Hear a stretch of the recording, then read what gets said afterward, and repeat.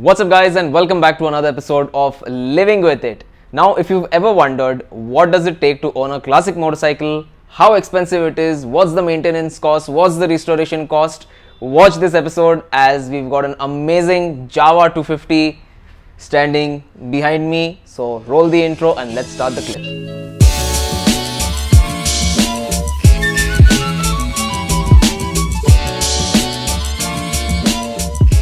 Founded in 1929 in Czechoslovakia, now Czech Republic, by František Janšek. I hope I'm saying his name right as I've been practicing quite a lot of times. So he was the founder of Jawa when he took over the motorcycling division of Wanderer. Now the name Jawa was established with the first two letters of his last name and the first two letters of Wanderer, which is Jawa. That's how the name Jawa was established. Talking about the design of this motorcycle, the Jawa bikes come with a very unique design. If one were to see this motorcycle with the logos covered, still they could say it's a Jawa bike because of the uniqueness present in this motorcycle. If you look at this motorcycle from a distance and compare the panels, all the panels are well rounded. If you see the tank, the engine, the front bezel, all this is nice and round. Now the unique part of this motorcycle is the twin exhaust which come from the back, and that is one of the key defining factors which has still been carried over in today's modern Jawas. Another unique factor of this motorcycle is the seat. It's got this guitar shaped seat which really makes it stand out from the other motorcycles. So overall it's got a very retro look to it, and especially in this white color, this particular motorcycle looks absolutely fantastic. Powering this motorcycle is a single cylinder 249cc 2-stroke air-cooled engine which delivers about 14 bhp at 4750 rpm. Now this is the specification of the motorcycle, but this bike was designed to function in rural areas, hence the unit is one of the most robust units you could find on any sort of a classic motorcycle. Now another cool factor about this bike is that the carburetor is also covered with a very beautifully designed cover so that no dust and dirt goes inside and clogs the jets. Also, this engine is mated to a 4-speed gearbox. Normal motorcycles have one down, all up, whereas this has one up, all down. Now talking about the suspension of this motorcycle, it comes with twin coilover suspension at the back and a telescopic fork in the front. Now handling wise, it's a 50-year-old motorcycle, so you need to consider that when you're taking it out for a ride. It's an old motorcycle, so you need to respect it when you're riding it. Also, when you're riding it on a bumpy road, you do tend to feel all the asphalt. The vibrations are felt on your body. Also, in my particular motorcycle, when I have a sudden pothole which shows up and the bike goes in it, the suspension does tend to bottom out. Now let's just say you do not want to be in an emergency situation on this motorcycle, as this bike is almost 50 years old and the braking technology comes from that period. Compared to modern motorcycles, it's a very different feel riding this motorcycle. The front brakes have no feel in it. In order to slow this motorcycle down, you need to use both the brakes as well as downshift. So I'm not going to criticize too much as the bike is pretty old, but that's about the braking of this motorcycle. So it's about time we introduce the owner of this beautiful motorcycle, a very good friend of mine, Vinay. Come on in. Good to have you here. Thank you, bro. Thank you. And finally this bike is over here, as we have been waiting for this motorcycle to get restored and complete for a long time. Also, we have a couple of interesting stories. We'll get to that in a bit. But let me tell you, you've done an excellent job in restoring this bike. She looks very beautiful. Now, you know how the Living With It series works. Yeah, I've seen a few of them. So, I'm going to ask you some few basic questions. First questions would be, share a little bit about your motorcycling history. What all motorcycles have you owned in the past? So this is my fourth motorcycle. Earlier, my first motorcycle which I bought was a RX 100. So I bought it for the first time, which it was in shambles basically. So I bought it and then I had to restore it. And then later, after that, I bought a SD, which you happen to own right now. So, and this is later on when I bought the Jawa. And this is your fourth motorcycle? Yeah.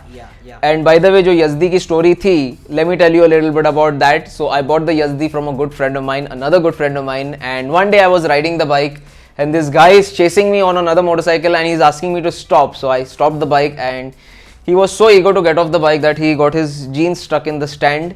Then I was like, okay, come calmly. He got off and he said, okay, I was the owner of this motorcycle and I restored it. So that's how we met each other, and ever since that we've been very good friends. And as you can see, some DNA of that bike is over here. This is also painted in white. So beautiful job on that. I'm still enjoying the Yazdi. Another question I would like to ask you is, how long have you owned this motorcycle for? So it's been 4 years now that I've owned this motorcycle, and this is the 5th year now. 5th year going on. And why did you buy the Jawa? That's another interesting story, so enlighten the audience. I wasn't keen on buying the Jawa actually. I was more keen on buying the Royal Enfield, because when I just passed out from junior college, I got my license, and then there were a lot of Royal Enfields in the back in the days, yeah. 350 Classic and all that. So I was keen on buying that, but then my father spoke to me about the Jawa and I didn't really know about it. I wasn't into classic bikes. And then that's how it started. My father introduced me to this bike. This is the very same bike which he used to ride in his days. He learned how to ride on this bike. So this bike was with his friend in Pune. And then once when he went to Pune, he somehow convinced him to give it to him, like to sell it to him. And then he bought it from his friend. And you restored it. Yeah. It was in a good condition, but there were a lot of things which I had to take care of, like the its and bits, like the tiny details. I had to take care of it. And then finally it's there in a pristine condition now, and it's pretty good. So it's been 5 years that I've been using this bike now, and the ownership has been really good. I've taken it out for lots of long rides, and I've done a lot of highway rides on it especially, and a few times I've taken it off-road too. Like I've gone to Malshej, and then there was this small off-road terrain which I took it to. So it is a good companion for a rider, and it's been a good bike. It's never given up on me, and it's always been there. So the companionship of this bike is very reliable. It's a very nice bike, and it's never given up, and I've never had any issues while having those long rides. I've done the maximum I've done in one day on this bike is 450 kilometers. And you never had any issues? No, not at all. So superb companion, very nice motorcycle to own. I think you've had a great ownership experience with this motorcycle. So talking about the positive aspects, it's really easy to maintain. It's not that complicated. So it doesn't have a lot of wiring and a lot of wire highness and unlike all that. Some other classic motorcycles. Just like your other motorcycles, your super bikes. So it has a very easy to use gear lever too, and it has this thing called auto clutch, which is very useful. Right. So I think that is a positive aspect. So basically what happens in an auto clutch is that in case your clutch wire breaks, you can use the gear lever as a clutch. I'll put a small clip of how it works. So have a look at that. It's a very reliable bike. It is not going to give up on you. And talking about the maintenance, which I've already said, it's very easy to maintain, and the durability of the bike compared to the new modern bikes, which is actually fiber. Absolutely. The durability of the bike is a lot more. It is it's got good build quality basically. Yeah, and it's never going to give up on you, and it's like it never ages. It just gets younger and younger by. Yeah. And another thing which I remembered is that if you maintain this motorcycle very well, it will never depreciate. It will always appreciate in value. So that's another positive aspect which I can see. And overall, I think another brownie point is that when you have a restored motorcycle like this, and whenever you go anywhere, you get a lot of eyeballs and a lot of people questioning you, what is it? Yeah. So I think that's a nice smiles per mile, you can say. Yeah. So it's another positive of this motorcycle. So let's talk about the negative aspects of this motorcycle. So there are quite a few of them. The carburetor tends to flood sometimes if you tap on. If you leave the tap on, it floods. And then this bike is not on CDI, it's on points. So what happens is that if you don't know how to set the points, it's going to be an issue when you take it out of city, because there's not a lot of people who know how to do that.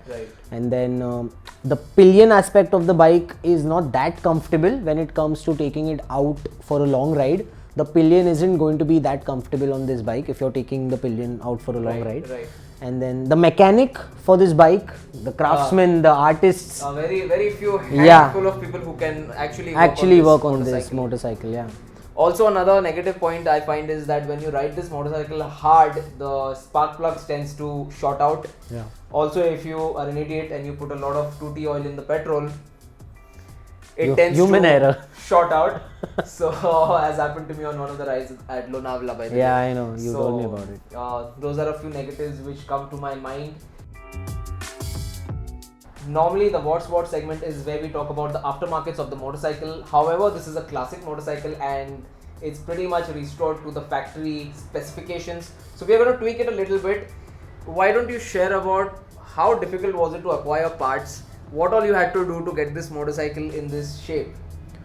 So acquiring the parts is actually really difficult because at first when I got the bike with me and I was a complete layman towards the Classic knowledge. motorcycles, I didn't really know about it, and then eventually I got to know these groups, and then I joined the groups, and then I made friends over there.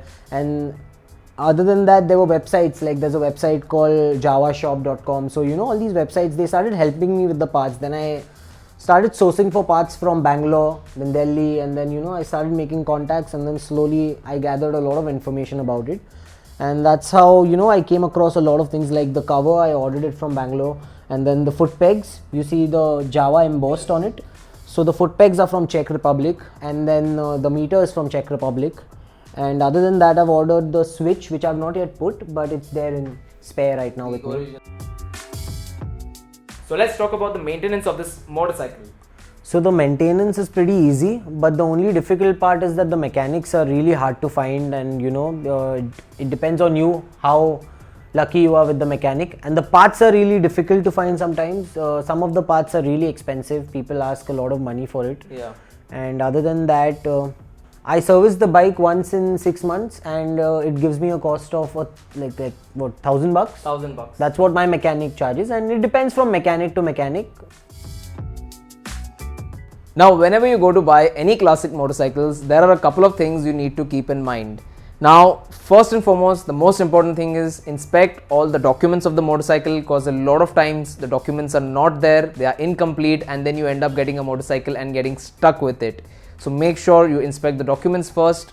If you're buying an old Yazdi, there are a couple of things you need to see on these motorcycles, Yazdi or Jawas. Check the tank properly, as they tend to rust and leak, and getting one of these tanks is pretty expensive and very difficult to find. Also check for the silencers. They are original, they are not cracked, as that's another part which is a difficult part to come by. Again, make sure the bike is not rusted. Hear for sounds in the engine, make sure that the engine is not rattling or there are no uneven sounds in the engine. As far as the pricing of the motorcycle is concerned, these bikes sell for anywhere between 60,000 to a lakh 25,000, something like that. The lakh 25 being something like this, which is a fully restored motorcycle. And in my opinion, if you lack the technical skills, go for a bike which is complete, pay a little bit extra and save yourself the hassle of doing all the work. So it's about time I ask the final question. Vinay, can I take this motorcycle for a ride? All yours, brother. Thank you. So let's go for a ride.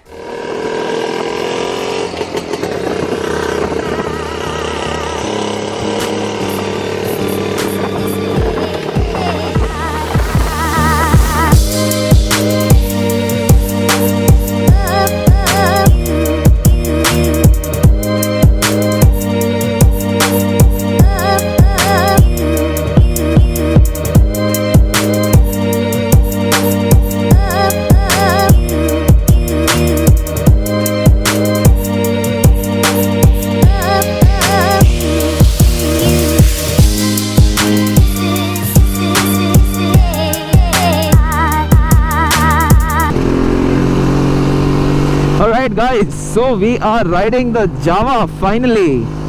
Now it feels very similar to my Yazdi. Does feel a little older compared to my Yazdi in terms of the engine power, in terms of the suspension quality.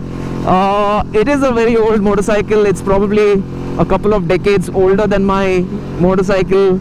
Now sitting on this bike, the first thing you're going to notice is that it is a classic motorcycle. Instantly, there's no running away from it because of the feel.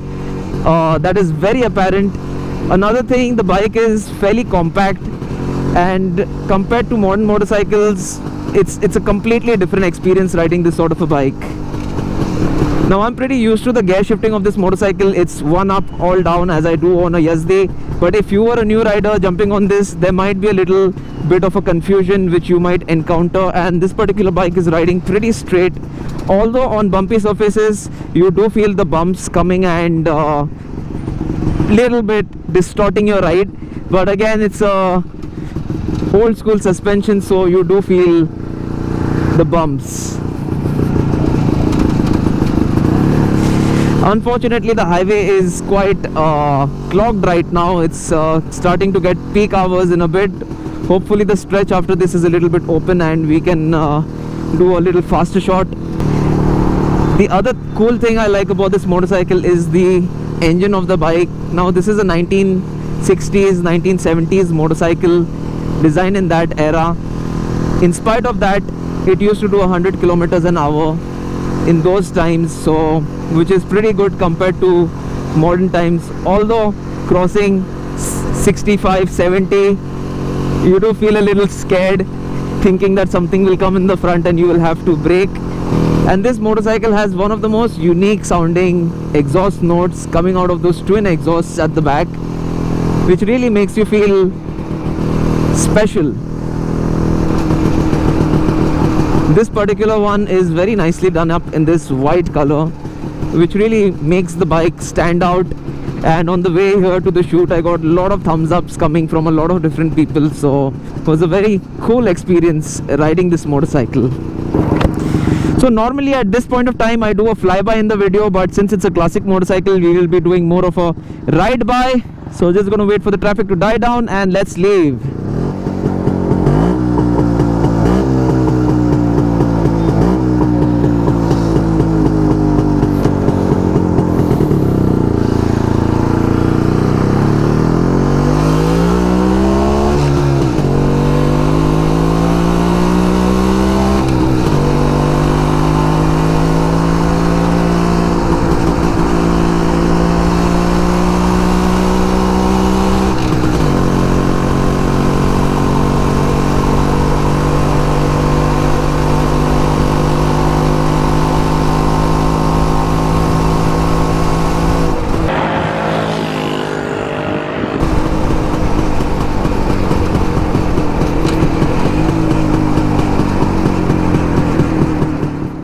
Alright guys, superb experience riding this old classic Jawa.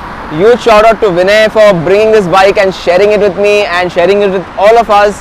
Now if you enjoy such videos, make sure you smash the like button. Also comment down below and don't forget to subscribe to my channel for amazing content. So guys, time for me to end this video. Till the next time, keep the rubber side down, over and out. This is Shariq signing out. See you guys next week. Later guys.